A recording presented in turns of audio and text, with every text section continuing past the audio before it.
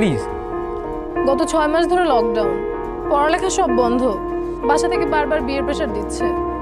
আমি বিয়ে করব না দেখে ভাইয়া আমার ফোনটাও নিয়ে গেছে।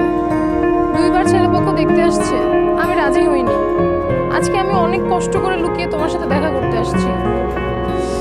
তুমি কি বলতেছো? বিয়ে হয়ে যাবে মানে? আমার তো মাথা কাজ করতেছে না। আমি কি করবো আমার বল? আমি তোমার বাসায় গিয়ে কথা বলবো? তুমি কি কথা বলবা? তুমি এখন স্টুডেন্ট।